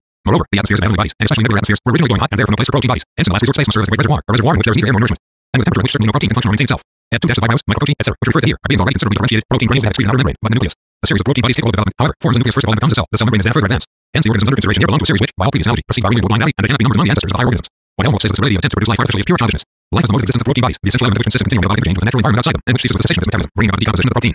Such metabolism can also occur in the case of organic bodies, and long occurs everywhere, since chemical reactions take place, even extremely slowly, everywhere. The difference, however, is that inorganic bodies are destroyed by this metabolism, while inorganic bodies is a necessary condition for their existence. Note Engels. If success is ever attained in preparing protein bodies chemically, they will undoubtedly exhibit the phenomenon of life and carry out metabolism, however weak and short-lived they may be. By this certain such bodies may most have the form of a very glutinous mirror, and probably much lower forms, but by no means the form of organisms that have become differentiated by evolution lasting thousands of years, and in which the cell membrane has become separated from the contents, and a definite inherited form assumed. So long, however, as we know no more of the chemical composition of protein than we do at present, and therefore for probably another 100 years they cannot think of its artificial preparation, it is ridiculous to complain that all our efforts, etc., have failed. Against the above assertion of the metabolism is the characteristic activity of protein bodies may be put the objection of the growth of Frob's artificial cells. But here there's merely an altered absorption of liquid by endosmosis, while metabolism consists of the absorption of substances, the chemical composition of which is altered, which are assimilated by the organism, and residual, which are excreted together with the decomposition products of the organism itself resulting from the life process. And B, just as we have to speak of invertebrate vertebrates, so also the unorganized, formless, undifferentiated granular protein is termed an organism. Dialectically, this is permissible because just as the vertebral column is implicit in the nucleus, so in the protein granule, its first origin in all infant series of higher organisms lies included itself as if an embryo. No angles. The significance of cross cells lies in the fact that they join osmosis and growth as two things which can be produced also in organic nature and without any carbon. The nucleus and protein granules have the capacity of nourishing itself from oxygen, carbon dioxide, ammonia, and some of the salts dissolved in the surrounding water. Organic nuclear substances were not present, for the granules surely could not devour one another. This proves how high of them are the present day in air, even without nuclei, living on diatoms, etc., and therefore presupposing a whole series of differentiated organisms. Dialectics of nature. References. Nature no. 294 seed. All known infusoria. Unicellular character. Important. Chronological ice periods and geological time. Nature no. 326. Two-long ratio. Specific decay and fermentation experiments. Protista. 1. Non-cellular. Begin with a simple granule of protein which exists in monocytic in one form or another, including the minera. The minera of the present day are certainly very different from the original forms, since for the most part they live in organic matter, swallowing diatoms and infusoria, and, as happens like one shows, have developed history and passed to the forming non-cellular state spores. The tendency towards forming characterizes all protein bodies is already evident here. This tendency is more prominent in the non-cellular foraminifera, which excrete highly artistic shells and anticipate the higher most and form justice to the anticipate trunk, stem, root, and leaf form of high plants, although they are merely structureless protein. Hence, for is to be separated from the moba. 2. On the one hand, there rises a distinction of skin and middle layer in the cell and alveoli free cell. The epidermal layer puts out cytopodia. Along this line of evolution, protein does not appear to have got very far. 3. On the other hand, the nucleus and nucleus become differentiated in the protein, naked mobo. From now on, the development of form proceeds apace. Similarly, the development of the young cell of the organism, cf. 1 In most for as in protein, the formation of the cell membrane is only a transitional phase, but even here there is already the beginning of the circulation of the contract of black hole. Sometimes we find either shell membranes stuck together as in worms and insect larvae, sometimes a genuinely excreted shell. Finally, 4. The cell with a permanent cell membrane. According to Engels, how this is arisen, depending on the hardness of the cell membrane, either plant or in the case of a soft membrane, animal. With a cell membrane, definite at the same time plastic form makes its appearance. Here again, a distinction between simple cell membrane and excreted shell, but the body now cytopodia cells with the cell membrane and this shell. Repetition of earlier forms and diversity of form. The transition is provided by lateral which is paused at cytopodia outside and pre-process network with alteration of the normal spindle shape kept within definite limits. The degree we know anticipate the mode of life of higher parasites. Some are already no longer single cells with chains of cells, but only contain 2-3 cells, a weak beginning. The highest development of unicellular organisms is the infusoria, insofar as these are really unicellular. Here, considerable differentiation. Once again, colonies and zoophytes. Among unicellular plants, likewise, high development of form. 5. The next advance of the union of several cells into one body, no longer colony. First of all, the catalecto of Haeckel, or Gustave Planula, where the union of the cells is only a phase of development. But here also there are already no cytopodia. On the other hand, the radiolaria, also differentiated masses of cells, have retained their cytopodia and have developed to the highest extent the infinite regularity of the shell, which plays a part even among genuine non-cellular rhizopods. The protein surrounds itself, so to speak, with its crystalline form. 6. When Gustave Planula forms the transition to the true Planula gastrula, etc. further details in Haeckel. Bath ideas. The stones and its flesh are proof that the original form of protein, still lacking any differentiation of form, already bear within the germ capacity for cellular formation. The individual. This concept also has been dissolved into something purely relative. Cormus, colony, tapeworm. On the other hand, cell and metameria as individuals in a certain sense.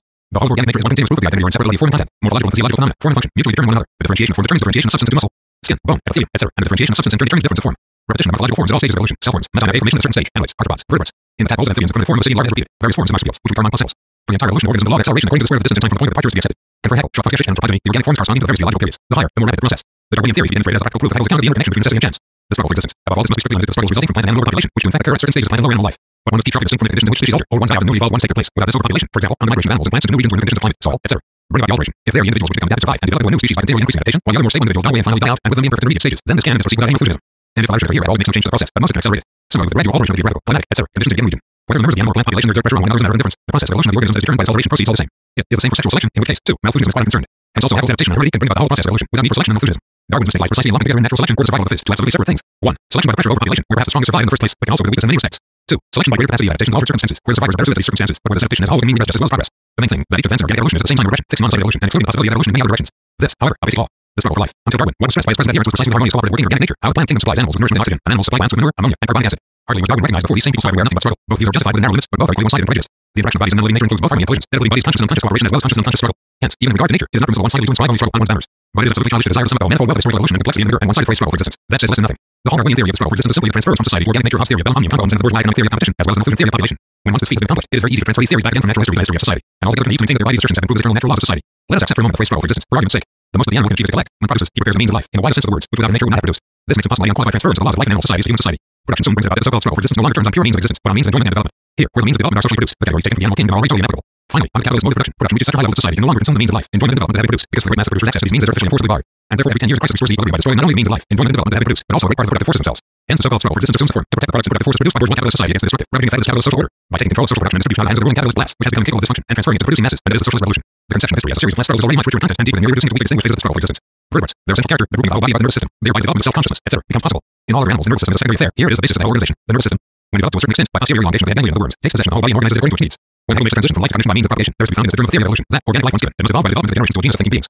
What Hegel calls reciprocal action is the organic body, which, therefore, also forms the transition to consciousness, that is, from necessity of freedom to the idea. CLJ, 2, conclusion. Rudiments in nature, insect state, here even a social rudiment, they are productive animals with tools, but still only subsidiary things and without total effect. Even earlier, colonies of corals and hydrozoa, where the individual is the most intermediate stage and the fleshy community mostly a stage of full development. See Nicholson. Similarly, the infusoria, the highest, and in part very much differentiated form which a single cell can achieve.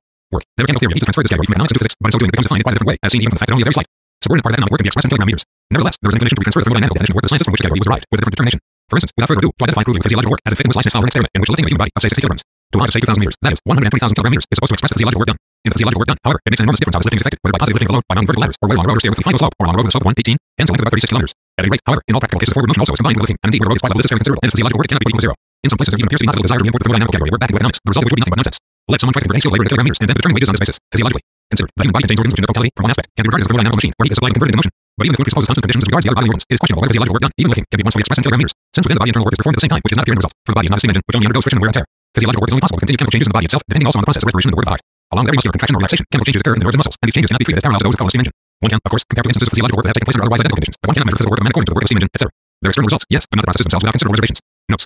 236. Hegel, Encyclopedia of the Philosophical Sciences, 81, Addendum 1. Life as such bears the embryo of death. 237. Plasmogony was the term Hegel used to denote hypothetical origin of organisms when the organism arises within some organic liquid. In contrast to autotomy, that is, the direct origin of living protoplasm within organic matter. 238. Engels is referring to the experiments of spontaneous generation carried out by Pasteur in 1860. By these experiments, Pasteur proved that microorganisms may nutrient medium develop only from germs already present in the media, or retreated from outside. Pasteur concluded that the spontaneous generation of microorganisms and spontaneous generation in general is not possible. 239. He extracts from Wagner's article taken from the Oxford Gold Mines Volume 1874, pages 4333, 4334, 4351, and 4370. The outline as was observed day founded in 1798. It appeared in Augsburg from 1810 to 1882. 250. W. Thomson and P. G. Tate, Hamburger Theoretischen Physik, University of Georgia Sitz on Dry by T. Helmholtz, G. Word time. 1. Bang. 2. Top. Braunschweig, 1874, S11. Engels quotes from Wagner's article. 251. C. Liebig, Chemische Brief, 40 Young Dry Vermeer Auflash. 1. Bang. Leibniz and Heidelberg, 1859, S373. 252. Schwab's artificial cells and organic formations representing replicas of living cells and capable of reproducing metabolism and growth and serving to investigate various aspects of vital phenomena. They were created by M. Schwab, a German chemist and physiologist, through mixing colloidal solutions. Schwab reported on his experiments at the 47th Congress of German Natural Scientists and Physicians' Law on September 23, 1874. Marx and Engels had a high opinion of Schwab's discovery. 253. Engels is referring to Allen's paper. The headings of the four folders and the list of contents made by Engels for the second and third folders of materials for dialectics of nature were written in 2000 years, in any case not earlier than 1886. For the list of contents of the second folder includes the fragment of from Feuerbach, which was written early in 1886. Dialectics of natural science. The investigation of nature in dialectics 1 notes A on the prototypes of the mathematical infinite in the real world. B on the mechanical conception of nature. C on the Hegelian capacity of knowing infinite 2 hold preface to During. On dialectics 3 natural science and the spirit world 4 the part played by labor in the transition from ape to man 5 basic forms of motion 6 omitted from Feuerbach. Dialectics of nature 1 basic forms of motion 2 2 measures of motion 3 electricity and magnetism 4 natural science and the spirit world 5 hold production 6 type of friction. Mathematics and natural science miscellaneous. Plan outlines. Outline of the general plan. This plan was compiled after June 1878 since it mentions the old preface to published in June 1878 and before 1880 since there is no mention of such chapters of dialectics of nature as basic forms of motion heat and electricity which were written in 1880 to 82. A comparison of the reference to the German bourgeois artist cycle and Schmidt contained in point 11 of this plan with Engels' letter telegraphed in August 10, 1878 gives grounds for assuming that the present outline was written in August 1878. Historical introduction. The metaphysical outlook has become impossible in natural science owing to the very development of the latter. Course of the theoretical development in Germany since Hegel. The return to dialectics takes place unconsciously, hence contradictorily and slowly. Dialectics is the science of universal interconnection. Main laws, transformation of quantity and quality, mutual penetration of polar opposites and transformation into each other when carried to extremes of development through contradiction or negation of the negation, spiral form of development. The interconnection of the sciences, mathematics, mechanics, physics, chemistry, biology, St. Simon and Hegel. Hybrids, reflections, remarks on the separate sciences and their dialectical content. 1. Mathematics, dialectical weights and expressions, mathematical infinite wheel inquiry. 2. Celestial mechanics now resolved into a process. Mechanics, point of departure was inertia, which is only the negative expression of the indestructibility of motion. 3. Physics, transitions of molecular motions into one another. Clausius and Watchman. 4. Chemistry, theories, energy. 5. Biology, Darwinism, necessity and chance. The limits of knowledge. Do or Riemann and Neely. Helmholtz, Kant, Hume. The mechanical theory. Hegel. The constitutional soul. Hegel and Neely. Science and teaching. Virgo. The cell state. Virgo. Darwinian politics and theory of society. Hegel and Schmidt. Differentiation of natural labor. Application of economics to natural science. Helmholtz's work. Outline of part of the plan. Namely, basic forms of motion, the measure of motion, work, tidal friction, heat, and electricity. All these chapters were written between 1880 and 1882. The outline was written earlier, probably in 1880. Motion in general, of motion, attraction and repulsion, transference, conservation of energy applied to this. Repulsion plus attraction, addition of repulsion equals energy, gravitation, heavenly bodies, terrestrial mechanics, physics, heat, electricity, chemistry, summary. Before 4, mathematics, infinite line, plus and are equal. In astronomy, performance of work by times. Double calculation in Helmholtz, 2, p. 120. Forces in Helmholtz, 2, p. 190. Notes. 2. This refers to the old preface to During, on dialectics. 3. This refers to E. Rieman's paper, Your Diagrams and Natural Canons, at the 55th Congress of German Natural Scientists and Physicians, Leipzig, August 14, 1872. And Hegeli's paper, Dialectics of Nature Campus, at the 50th Congress of German Natural Scientists and Physicians, Munich, September 20, 1877. The following notes were written by Engels towards the end of 1877 and beginning of 1878 after publication in separate of Schmidt's statements. He wrote to Schmidt on July 19th and telegraphed on August 10th, 1878, telling him of his intention to answer those statements. 8. Helmholtz, popular with centrality Forage, Zweig theft, Braunschweig, 1871. Helmholtz speaks about the physical concept of work chiefly on pages 137-79. Engels examines the category of work in his measure of motion, work. Appendix, notes from During. The following notes were written by Engels towards the end of 1877 and beginning of 1878 after publication in separate form of the first section of During, the pages of which he refers at the beginning of each note. In view of their great difference in importance and their close connection with the subjects dealt with in dialectics of nature, they are included here as an appendix. On the prototype of mathematical infinity in the real world, read pages 17-18, concordance of thought being mathematical infinity. The fact that our subjective thought and the objective world are subject to the same laws, and consequently to the final analysis they cannot be in contradiction to one another in the results, but must coincide. Governance absolutely our whole theoretical thought. It is the unconscious and unconditional premise of theoretical thought. 18th century materialism, owing to its essentially metaphysical character, investigated this premise only as regards content. It restricted itself to the proof that the content of all thought and knowledge must derive from sensuous experience, and revived the principle, nihil intellectu, from none fewer than sensu. It was modern idealistic, but at the same time dialectical. Philosophy, and especially Hegel, which for the first time investigated also regards form. In spite of all the innumerable arbitrary instructions and fantasies that we encounter here, in spite of the idealist topsy-turvy form with result, the unity of thought being, it is undeniable that this philosophy proved the analogy of the processes of thought to those in nature and history and vice versa, and the validity of similar laws for all these processes in numerous cases and in the most diverse fields. On the other hand, modern natural science has extended the principle of the origin of all thought content from experience in a way that breaks down its own metaphysical limitation and formulation. By recognizing the inheritance of acquired characters, it extends the subject of experience from the individual to the genus. The single individual that must have experience is no longer necessary. Its individual experience can be replaced to a certain extent by the results of the experiences of a number of its ancestors. If, for instance, among us mathematical axioms seem self-evident to every 8-year-old child and no need of proof from experience, this is solely the result of accumulated inheritance. It would be difficult to teach them by proof to a Bush or Australian Negro. In the present work, dialectics is conceived as the science of the most general laws of all motion. Their ends include that their laws must be equally valid for motion in nature and human history and for the motion of thought. Such a law can be recognized in two of these three spheres, indeed even in all three, without the metaphysical philistine being clearly aware that it is one and the same law that he has come to know. Let us take an example. Although theoretical advances are surely on that rank so high as the triumph of the human mind is the discovery of the infinitesimal calculus in the last half of the 17th century. Yet anywhere, it is here we have pure and exclusive feat of human intelligence. The mystery which even today surrounds the magnitudes of more than the infinitesimal calculus, the differentials in physics of various degree, is the best proof that the still imagined and here are pure free creations and imaginings of the human mind, to which there is nothing corresponding in the objective world. Yet the contrary is the case. Nature offers prototypes of all these imaginary magnitudes. Our geometry has, as its starting point, space relations, and our arithmetic amounts to numerical magnitudes which correspond to our terrestrial conditions, which therefore corresponds to the magnitude of bodies that mechanics terms masses, masses such as the earth are moved by men. In comparison to these masses, the mass of the earth seems infinitely large, and indeed terrestrial mechanics treats it as infinitely large. The radius of the earth equals. This is the basic principle of all mechanics and the law of falling. But not merely the earth, but the whole solar system and the distances occurring in modern interference infinitely small sums we have to deal with the distances right in light years in the solar system visible through the telescope. We have here, therefore, already infinity, not only of the first, but of the second degree, and we believe that the imagination of our readers can construct further infinities of a higher degree in infinite space if they feel inclined to do so. According to the view prevailing in physics and chemistry today, however, the terrestrial masses, the bodies with which mechanics operates, consist of molecules of smallest particles which cannot be further divided without abolishing the physical and chemical identity of the body concerned. According to W. Thomson's calculations, the diameter of the smallest of these molecules cannot be smaller than 50 millionths of a millimeter. But even if we assume that the largest molecule itself contains a diameter of 25 millionths of a millimeter, it still remains an infinitesimally small magnitude compared with the smallest mass dealt with by mechanics, physics, or even chemistry. Nevertheless, it is endowed with all the properties peculiar to the mass in question. It can represent the mass physically and chemically, and does actually represent it in all chemical equations. In short, it has the same properties in relation to the corresponding mass of the mathematical differential as in relation to its variable. The only difference is that what seems mysterious and inexplicable in the case of the differential here seems a matter of course and is obvious. Nature operates with these differentials, the molecules, in exactly the same way and according to the same laws as mathematics does with its abstract differentials. Thus, for instance, the differential of x equals 3x dx, where 3x dx and dx are neglected. If we put this in geometrical form, we have cube with sides length x, the length being increased by the infinitely small amount dx. Let us suppose that the cube consists of some element, say sulfur, and that 3 of the surfaces around one corner are protected, the other 3 being free. Let us now expose the sulfur cube to an atmosphere of sulfur vapor and lower the temperature sufficiently. Sulfur will be deposited on the 3 free sides of the cube. We remain quite within the ordinary mode of procedure of physics and chemistry in supposing, in order to effect the process in its pure form, that in the first place a layer of thickness of a single molecule is deposited on each of these 3 sides. The length x of the sides of the cubes will have increased by the diameter of molecules. The content of the cube x has increased by the difference between x and x plus 3x dx plus 3x dx plus dx, where dx, a single molecule in 3x dx, 3 rows of length x plus dx, consisting merely of linearly arranged molecules, can be neglected with the same justification as in mathematics. The result is the same. The increase in mass of the cube is 3x dx. Strictly speaking, dx and 3x dx do not occur in the case of the sulfur molecule because 2 or 3 molecules cannot occupy the same space. A cube's increase of bulk is therefore exactly 3x dx plus 3x dx plus dx. This is explained by the fact that in mathematics dx is a linear magnitude. One is well known that such lines, without thickness or breadth, do not occur independently in nature. Hence also the mathematical abstractions of unrestricted validity only in pure mathematics. And since the value neglects 3x dx plus dx, it makes no difference. Similarly in evaporation, when the outermost molecular layer in a glass of water evaporates, the height of the water layer, x, is decreased by dx, and a continual flight of one molecular layer after another is actually a continued differentiation. And when the water pours once more condensed to water in a vessel by pressure and cooling, and one molecular layer is deposited on another until the vessel is full, then literally integration has a performed which differs from the mathematical one only that one is consciously carried out by the human brain, while the other is unconsciously carried out by nature. But it is not only a transition from the liquid to the gaseous state and vice versa, the processes occur which are completely analogous to those of the infinitesimal calculus. When mass motion, as such, is abolished by impact, becomes transformed into heat, molecular motion. What is it that happens but the mass motion is differentiated? And when movements of the molecules of steam in the cylinder of the steam engine become added together so that they lift the piston by a definite amount, so that they become transformed into mass motion, having not been integrated. Chemistry associates the molecules with atoms, magnitudes of more minute mass and spatial extension, but magnitudes of the same order, so that the two stand in definite, finite relations to one another. Hence, all the chemical equations which express the molecular composition of bodies are in the form of differential equations. But in reality, they are already integrated in the atomic weights which figure in them. For chemistry calculus with differentials, the mutual proportions of their magnitudes being known. Atoms, however, are in no wise regarded as simple, or in general as the smallest known particles of matter. Apart from chemistry itself, which is more and more inclining to the view that atoms are compound, the majority of physicists assert that the luminosity sphere, which transmits light and radiations, likewise consists of discrete particles, which, however, are so small that they have the same relation to chemical atoms and physical molecules as these have in chemical masses, that is to say as dx to dx. Here, therefore, in the now usual notion of the constitution of matter, we have likewise the differential of the second degree, and there is no reason at all why anyone, to whom it would give satisfaction, should not imagine analogies of dx, dx, etc. also occur in nature. Hence, whatever view one may hold of the constitution of matter, this much is certain, that it is divided up into a series of big, well-defined groups of relatively massive character in such a way that the members of each separate group stand to one another in definite finite mass ratios, in contrast to which those of the next group stand to them in the ratio of infinitely large or infinitely small in the mathematical sense. The visible system of stars, the solar system, terrestrial masses, molecules and atoms, and finally ether particles, each of them forms such a group. It does not alter the case that intermediate links can be found between the separate groups. Thus, between the masses of the solar system and terrestrial masses come the asteroids, meteors, etc. Thus, in the organic world itself stands between terrestrial masses and molecules. These intermediate links prove only that there is no leap in nature, precisely because nature is composed entirely of leaps. Insofar as mathematics calculates with real magnitudes, it also employs this mode of outlook without hesitation. For terrestrial mechanics, the mass of the Earth is regarded as infinitely large, just as for astronomy terrestrial masses and the corresponding masses of meteors are regarded as infinitely small, and just as the distances and masses of the planets of the solar system are reduced to nothing, so much astronomy investigates the constitution of our system of stars extending beyond the Earth's fixed stars. As soon, however, as the mathematicians withdrawn to their impregnable fortress of abstraction, so-called pure mathematics, all these analogies are forgotten, infinity becomes something totally mysterious, and the manner in which operations are carried out with analysis appears as something absolutely incomprehensible, contradicting all experience and all reason. The stupidity and absurdities by which mathematicians have rather exceeded and explained their mode of procedure, which remarkably enough always leads to correct results, exceed the most pronounced apparent and real fantasies, for example the Hegelian philosophy of nature, about which mathematicians and natural scientists can inadequately express a quarter, what they charge Hegel with doing, vice, pushing abstractions to the extreme limit, they do themselves on a far greater scale. They forget that the whole of so-called pure mathematics is concerned with abstractions, and all their magnitudes, taken in a strict sense, are imaginary, and that all abstractions when pushed to extremes are transformed into nonsense or into the opposite. Mathematical infinity is taken from reality although unconsciously, and consequently also can only be explained from reality and not from itself, from mathematical abstraction. And, as we have seen, if we investigate reality in this regard, we come also upon the real relations from which the mathematical relation of infinity is taken, and even the natural analogies of the way in which the relation operates. And thereby the matter is explained, but also the contradiction between continuous and discrete matter. See Hegel. On the mechanical conception of nature, note 2, read page 46, the various forms of motion and the science of dealing with them. Since the above article appeared, calculate that Western Catholic and Zeno Leibniz has defined mechanics, physics, and chemistry in a very similar way. If this idea of the nature of matter is made the basis, one could define chemistry as the science of atoms and physics as the science of molecules, and then it would be natural to separate the part of modern physics which deals with masses as a special science, reserving for the name of mechanics. Thus mechanics appears as the basic science of physics and chemistry, insofar as in certain aspects, and especially in certain calculations both of these have to treat their molecules and atoms as masses. It will be seen that this formulation differs from that in the text and in the previous note only by being rather less definite. But when an English journal translated the above statement of calculating the effect of mechanics is the statics and dynamics of masses, physics the statics and dynamics of molecules, and chemistry the statics and dynamics of atoms, then it seems to me that this unconditional reduction being chemical processes to something merely mechanical unduly restricts the field, at least of chemistry. And yet it is so much the fashion that, for instance, Hegel continually uses mechanical and mystic as having the same meaning, and in his opinion modern physiology, in its field allows only the operation of physical chemical, or in the wider sense, mechanical forces.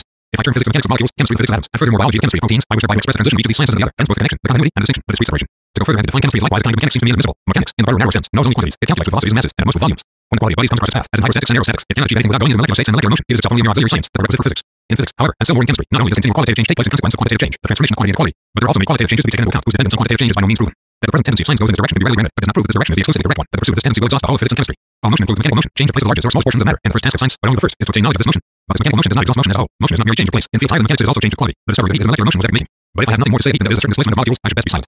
Chemistry seems to be well on the way to explain the number of chemical and physical properties of elements from the ratio of the atomic volumes to the atomic weights. But no chemist would assert that all the properties of an element are exhaustively expressed by its position in the curve, that it will ever be possible by us alone to explain. For instance, the peculiar constitution of carbon that makes it the essential air of organic life, or the necessity for phosphorus in the brain, yet the mechanical conception amounts to nothing else. It explains all change from change of place, all qualitative differences from quantitative, and overlooks that the relation of quality and quantity is reciprocal, that quality can become transformed into quantity just as much as quantity into quality, that, in fact, reciprocal action takes place. If all differences in changes of quality are reduced to quantitative differences in changes, to mechanical displacement, then we inevitably arrive at the proposition that all matter consists of identical, smallest particles, and that all qualitative differences of chemical elements of matter are caused by quantitative differences in number and by the spatial grouping of the smallest particles to form atoms. But we have not got so far yet. It is our modern natural scientists' lack of acquaintance with any other philosophy than the most mediocre vulgar philosophy, like that now rampant in German universities, which allows them to use expressions like mechanical in this way, without taking into account, or even suspecting, the consequences with which they are by necessarily burden themselves. The theory of the absolute qualitative identity of matter has its supporters, empirically it is equally impossible to refute or to prove it. But if one asks these people who want to explain everything mechanically, whether they are conscious of this consequence and accept the identity of matter, one of a variety of answers will be heard. The most comical part about it is that to make materialism equivalent to mechanical derived from Hegel, who wanted to throw contempt on materialism by the addition of mechanical. Now the materialism criticized by Hegel, the French materialism of the 18th century, was in fact exclusively mechanical, and indeed for a very natural reason at that time physics, chemistry, and biology were still in their infancy, and were very far from being able to offer the basis for a general outlook on nature. Similarly, Hegel takes from Hegel translation, cause efficient equals mechanically acting causes, and cause final equals purposely acting causes, where Hegel, therefore, puts mechanical as equivalent to blindly acting, unconsciously acting, and not as equivalent to mechanical in Hegel's sense of the word. But his whole antithesis for Hegel himself so much as to proceed standpoint that he does not even mention it either in his two accounts of causality and his logic, but only in his history of philosophy, in the place where it comes to striking quite as in dealing with theology, where he mentions it as a form in which the old metaphysics conceived the antagonism of mechanism and teleology, but otherwise treating it as along to proceed standpoint. As Hegel copied directly in his joy finding a confirmation of his mechanical conception, so arrives at the beautiful result that a particular change is produced in an animal or plant by natural selection has been effected by causa efficiens.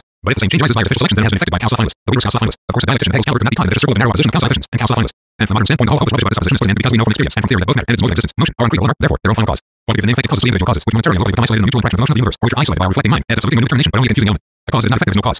And being matter such as pure creation of thought and abstraction, we leave out of account the qualitative difference of things and comprehending those already existing things on the concept matter. As matter such, as distinct from definite existing pieces of matter, is not anything sensuously existing. Yet natural science directs its efforts to speaking out even from matter such, to reducing qualitative differences to merely quantitative differences and combining identical smallest particles. It would be doing the same things demanding to see fruit as such instead of cherries, pears, apples, or mammal as such instead of cats, dogs, sheep, etc. Gas as such, metal, stone, chemical compound as such, motion as such. The Darwinian theory meant such a primordial mammal, Haeckel's mammal, put it. At the same time, as to admit that this mammal contained within itself internal future existing mammals, it was in reality lower in rank than all existing mammals and exceedingly crude, hence more transitory than even, as Haeckel has already shown. As Cyclopii p.199, this view is therefore one-sided mathematical standpoint, according to which matter must be looked upon as having only quantitative determination, but qualitatively, as identical originally.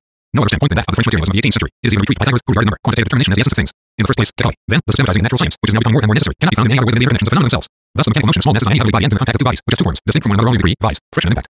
So we investigate first of all the mechanical effect of friction and impact, but we find that they are not abundantly exhausted. Friction produces heat, light, electricity. Impact produces heat, and light, and electricity also. Hence, conversion of motion masses into molecular motion. We enter the realm of molecular motion, physics, and investigate further. But here too we find that molecular motion does not represent the conclusion of the investigation. Electricity passes into and arises from chemical reaction. Heat and light, ditto. Molecular motion becomes transformed into motion of atoms, chemistry. The investigation of chemical processes is confronted by the organic world as a field for research. That is to say, a world in which chemical processes take place, although under different conditions, according to the same laws as in the organic world. For the explanation of which chemistry suffices. In the organic world, on the other hand, all chemical investigations lead back to the last resort of the body, protein, which, while being the result of ordinary chemical processes, is distinguished from all others by being self-acting, permanent chemical process. If chemistry succeeds in preparing this protein, a so-called protoplasm, with a specific nature which is obviously at its origin, a specificity, or rather absence of specificity, such that it contains potentially within itself other forms of protein, then the dialectical transition has also been accomplished in reality, and completely accomplished. Until then, it remains a matter of thought, alias a hypothesis. When chemistry produces protein, the chemical process will reach out beyond itself as in the case of the mechanical process above. That is, it will come to a more comprehensive realm, that of the organism. Physiology is, of course, the chemistry and especially the physics of the living body, but with that it also ceases to be special chemistry. On the one hand, its domain becomes restricted, but on the other hand, inside this domain it becomes raised to a higher power. On the capacity to know the infinite. Medially, pages 12, 13. Medially, first of all, says that we cannot know real qualitative differences, and immediately afterwards says that such absolute differences do not occur in nature. p.12. In the first place, every qualitative infinity has many quantitative relations. For example, shades of color, hardness and softness, length of life, etc. And these, although qualitatively distinct, are measurable and knowable. In the second place, qualities do not exist but only things with qualities, and indeed with infinitely many qualities. Two different things always have certain qualities in common, others differ in degree, while still others may be entirely absent in one of them. If we consider two such extremely different things, for example, meteorite and man together in separation, we get very little out of it. At most, that having some other corporeal properties are common to both. But an infinite series of other natural objects and natural processes can be put between the two things, permitting to complete the series from meteorite to man, and allocate to each twice the interconnection of nature and thus to know them. Medially himself admits this. Thirdly, our various senses may give us absolutely different impressions as regards quality. According to this, properties which we experience by means of sight, hearing, smell, taste, and touch will be absolutely different. But even here, the differences disappear with the progress of investigation. Smell and taste have long ago been recognized as the light senses belonging together, which receive conjoined and identical properties. Sight and hearing both perceive wave oscillations. The sense of touch and sight are mutually complementary to such an extent that from the appearance of an object we cannot enough predict its tactile properties. And finally, it is always the same way. It receives and elaborates all these different sense impressions that comprehends them in unity. And likewise, these various impressions are provided by the same thing, appearing as its common properties, and therefore helping us to know it. To explain these different properties, accessible only to different senses, to bring them into connection with one another, is therefore the task of science, which so far is not complained because we have not general sense in place of the five special senses, or because we are not able to see or hear, taste, and smells. Wherever we look, nowhere in nature under defines such qualitatively or absolutely distinct fields, which are before what is incomprehensible. The whole confusion springs from the confusion about quality and quantity. In accordance with the prevailing mechanical view, medially regards all qualitative differences as explained only insofar as they can be reduced to quantitative differences, or because quality and quantity are for him absolutely distinct categories. Metaphysics. We can know only the finite, etc. This is quite correct insofar as only finite objects enter the sphere of our knowledge, but the statement needs to be completed by this. Fundamentally, we can know only the infinite. In fact, all real, exhaustive knowledge consists solely in raising single thing thought from singularity into particularity, and from this of universality and seeking establishing the infinite and the finite, the eternal and the transitory. The form of universality, however, is a form of self-completeness, hence infinity. It is the comprehension of the many finites and the infinite. We know that thorium and hydrogen within certain limits of temperature and pressure, and under the influence of light, combined with an explosion to form hydrochloric acid gas. And as soon as we know this, we know also that this takes place every green at all times, where the above conditions are present, and it can be a matter of indifference whether this occurs once or repeated a million times, or on how many heavenly bodies. The form of universality in nature is law, and no one talks more of the eternal character of the laws of nature than the natural scientist. Hence, if he says that the finite is made impossible to establish by not desiring to investigate merely this finite, adding instead something eternal to it, then he denies either the possibility among the laws of nature or their eternal character. All true knowledge of nature is knowledge of the eternal, the infinite, and hence essentially absolute. But this absolute knowledge has an important drawback. Just as the infinity of knowable matter is composed of purely finite, so the infinity of thought which knows the absolute is composed of an infinite number of finite human minds, working side by side in successive yet distinct knowledge, committing practical and theoretical blunders, setting out from erroneous, one-sided, and false premises, pursuing false, tortuous, and uncertain paths, and often not even finding the right one when everyone knows against it. The cognition of the infinite is there for the sake of double difficulty, and from its very nature can only take place in an infinite aspect of progress, and therefore it suffices us in order to be able to say the infinite is just as much knowable as unknowable, and that is all that we need. Curiously enough, medium says the same thing. We can know only the finite, but also we can know all that is finite that comes into the sphere of our sensual perception. The finite that comes into the sphere, etc., constitutes in some precisely the infinite, for it is just from this that medium has derived his idea of the infinite. Without this finite, etc., he would have indeed no idea of the infinite. The insignificant sphere in regard to space and time, the probably defective elaboration of the sense organs, that we can only know the finite, transitory, changing in what differs in degree, the relative, etc. We do not know what time, space, force, and matter, motion and rest, cause and effect are. It is the old story. First of all, one makes sensuous things into abstractions, and then one wants to know them through the senses, to see time and smell space. The empiricist becomes so seated in the habit of empirical experience that he believes that he is flowing with sensuous knowledge when he is operating in abstractions. We know what an hour is, or a meter, but not what time and space are, as if time was anything other than just hours, and space anything but just cubic meters. The two forms of existence of matter are naturally nothing without matter, and the concepts, abstractions which exist only in our minds. But, of course, we are also not supposed to know what matter and motion are. Of course not, for matter is such a motion as such had not yet been seen or otherwise experienced by anyone, but only the various actually existing material things and forms of motion. Matter is nothing but the totality of material things from which this concept is abstracted, and motion as such nothing but the totality of all sensuously perceptible forms of motion. Words like matter and motion are nothing but abbreviations in which we comprehend many different sensuously perceptible things according to their common properties. As matter and motion cannot be known in any other way than by investigation of the separate material things and forms of motion, and by knowing these, we also pretend to know matter and motion as such. Consequently, in saying that we do not know what time, space, motion, cause, and effect are, medially merely says that first of all we make abstractions of the real world through our minds, and then cannot know these self-made abstractions because they are creations of thought and not sensuous objects, while allowing the sensuous measurement. This is just like the difficulty mentioned by Hegel. We can eat cherries and plums, but not fruit, because no one has so far eaten fruit as such. One immediately asserts that there are probably all number of forms of motion in nature which we cannot perceive by our senses. That is a poor apology, equivalent to suspension, at least for our knowledge of the law of the unbreakability of motion. For they could certainly be transformed into motion perceptible to us. That would be an easy explanation of, for instance, contact electricity. And both immediately, impossibility of conceiving the infinite. As soon as we say that matter and motion are not created and are indestructible, we are saying that the world exists as infinite progress. I.e., the form of that infinity, and thereby we conceive all this process as to be conceived. At the most, the question still arises whether this process is an eternal repetition, in the great cycle, whether the cycles have upward and downward portions. Notes. 2. See Appendix 2, B. 330. 3. In which atomic volumes are plotted against atomic weights. 4. 5. See Appendix 11, B. 330. 6. See Appendix 2, B. 331. 7. See von Daly. You were Dutch interpret like canvas, September 1877. 8. Priestley discovered oxygen without knowing it. Notes for enduring.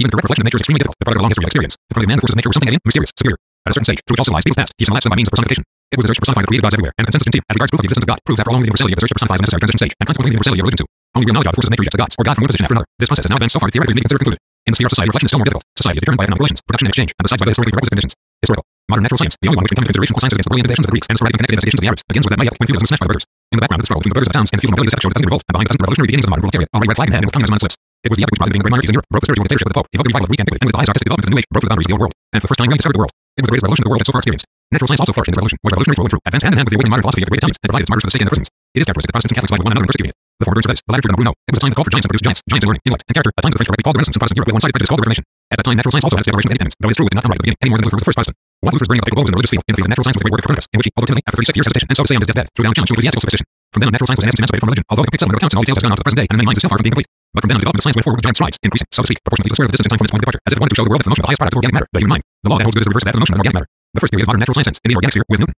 It is the period in which the available subject matter was mastered. It performed great work in the fields of mathematics, mechanics, and astronomy, statics, and dynamics, especially owing to Kepler and Galileo, from whose work Newton drew the conclusions. In the organic sphere, however, there was no progress beyond the first beginnings. The investigation of the forms of life historically succeeding one another and replacing one another, as well as the changing conditions of life corresponding to them, paleontology and geology, did not yet exist. Nature was not at all regarded as something that developed historically, that had a history of time. Only extension in space was taken into account. The various forms were grouped not one after the other, but only one beside the other. Natural history was valid for all periods. Like the elliptical orbits of the planets. For any closer analysis of organic structure, both the immediate bases were lacking. Viz. Chemistry and knowledge of the essential organic structure, the cell. Natural science, at the outset revolutionary, was confronted by an now conservative nature, in which everything remained today as it was at the beginning of the world, and in which right to the end of the world everything would remain as it had been in the beginning. It is characteristic that this conservative outlook on nature both in the organic and in the organic sphere. Astronomy, physics, geology, mechanics, chemistry, paleontology, mathematics, mineralogy, plant physiology, therapeutics, animal physiology, diagnostics, anatomy. The first reached time and place. The second, geology and paleontology. The third, organic chemistry, which prepares organic bodies and shows the validity of chemical laws for living bodies. The fourth, 1842, mechanical heat, Grove. The fifth, Darwin, Lamarck, the cell, etc. The sixth, the comparative elements of anatomy, climatology, animal and plant geography, physical geography in general, the assembling of material and its interconnection. Morphology. The old geology has begun to develop, but is now firmly established that matter and its internal cycle moves according to laws which are at a definite stage. No here, no there, necessarily give rise to thinking mind in organic beings. The normal existence of animals is given by the contemporary conditions in which they live and to which they adapt themselves. Those of man, as soon as he differentiates himself from the animal in a narrow sense, have as yet never been present, and are only to be elaborated by the ensuing historical development. Man is a sole animal capable of working his way out of the mere animal state. His normal stage one appropriate to his consciousness, one that has to be created by himself.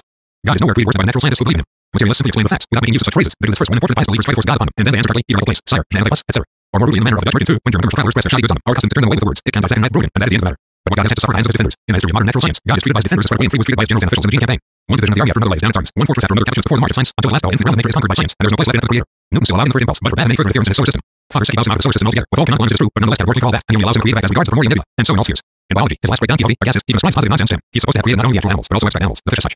And finally, Tyndall totally forbids any theory of nature and relates into the world of emotional processes, only admitting because, after all, there must be somebody who knows more about all these things than John Tyndall. What a distance from the old God, the creator of heaven and earth, the maintainer of all things, without whom not a hair can fall from his head. Tyndall's emotional need proves nothing. The chevalier that he also had an emotional need to love and possess beyond the sky, who sold herself and over again. For her sake he became a crusher with him, and if Tyndall wants to reproach him, he would reply with his emotional need. God equals Nesio, but in Gramsci and S argumentum.